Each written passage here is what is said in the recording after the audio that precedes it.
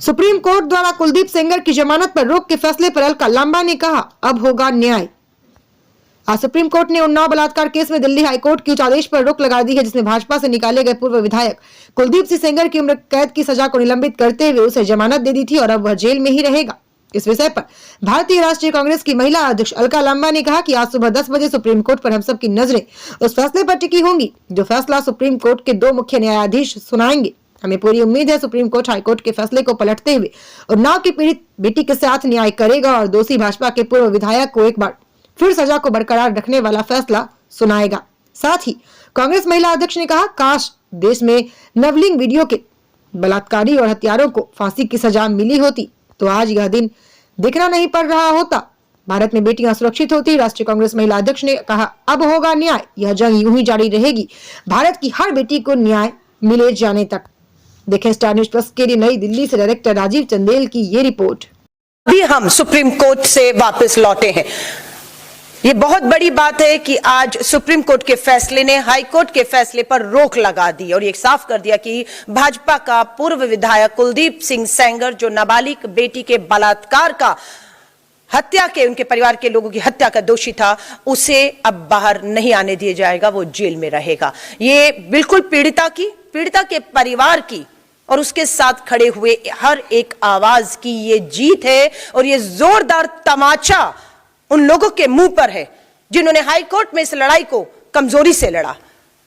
पीड़िता को न्याय नहीं, दोषी को बचाने के लिए रास्ते निकाल दिए थे और उनको लगा था इस फैसले को पीड़िता, उसका परिवार और हम सब स्वीकार कर लेंगे, लेकिन हमने वो स्वीकार नहीं किया और लगातार इस लड़ाई को लड़े। और आज सुप्रीम कोर्ट पर जो नजर थी उसमें पीड़िता की, कहूंगी इसके परिवार की और आवाजों की एक जीत हुई है। ये लड़ाई यहां खत्म नहीं हो रही, ये हमें बिल्कुल मालूम है, लेकिन अभी स्टे आया है हाईकोर्ट के ऑर्डर के ऊपर, लेकिन ये लड़ाई लड़ी जाएगी। और जो बात कही गई थी नाबालिग बेटी के बलात्कारियों को फांसी की सजा होगी, देश के प्रधानमंत्री नरेंद्र मोदी जी आप ही के कहे हुए इस बयान बेटी बचाओ, और आप अपने विधायक, अपने सांसद जो बेटियों के दोषी उन्हें बचाने का काम कर रहे हैं। आप कह रहे थे कि नाबालिग बेटी के बलात्कारी को दोषी करार होते ही फांसी होगी, फांसियां नहीं, बचाया जा रहा है, पैरोल और बेल दी जा रही है। हम मांग करते हैं, यह मामला अब सुप्रीम कोर्ट पहुंच चुका है और हम मांग करते हैं कि कुलदीप सिंह सेंगर हो, अंकिता भंडारी के दोषी हो, हाथरस की बेटी के दोषी हो, बिल्किस बानो के दोषियों को तो आपकी सरकार, गुजरात की सरकार ने रिहा कर दिया था और फिर सुप्रीम कोर्ट ने उन्हें वापस जेल में ठूसने का काम किया।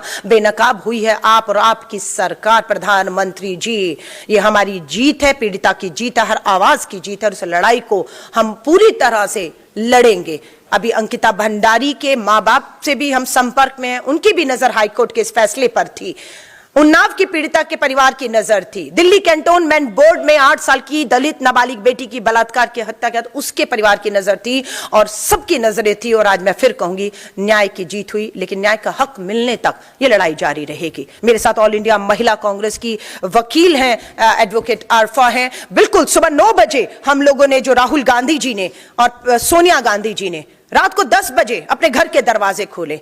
जब पीड़िता हाईकोर्ट का फैसला आया तो पीड़िता अपनी मां के साथ दिल्ली आती है और इंडिया गेट पर बैठती है और भाजपा के लोग उसका हंस हंस के मजाक उड़ाते हैं, अरे उन्नाव का मामला है, दिल्ली क्यों आकर बैठ गई, और हंसते हैं। ये नहीं मालूम था हाईकोर्ट दिल्ली है, फैसला दिल्ली से आया है, उस सरकार के तहत आया है जो बेटी बचाओ का नारा देती है, उस सीबीआई की कमजोर लड़ाई की वजह से आया है, जो केंद्र के अधीन है, जो पीड़िता को न्याय नहीं, अपराधी को बचाने का काम कर रही थी। राहुल गांधी जी, सोनिया गांधी जी ने पीड़िता से मिला, परिवार से मिला, उन्हें हर तरीके का हमने विश्वास दिलाया, उसकी हिम्मत को बढ़ाया कि हम इस लड़ाई में हर तरीके से, कानूनी तौर पर हो, आर्थिक तौर पर हो, उसे सुरक्षा, नौकरी, घर, अगर ये सरकार फेल होती है, केंद्र की भाजपा सरकार फेल होती है, तो भारतीय राष्ट्रीय कांग्रेस पूरी तरह से उस पीड़िता और उस जैसी अनेकों पीड़िता और उनके परिवार के साथ न्याय का हक मिलने तक खड़ी रहेंगी। तो हम लोगों ने आज इस लड़ाई को, अपनी हमारी महिला वकील पूरी तरह से पीड़िता के साथ खड़ी रही, हमने कानूनी तौर पर इस लड़ाई को लड़ा।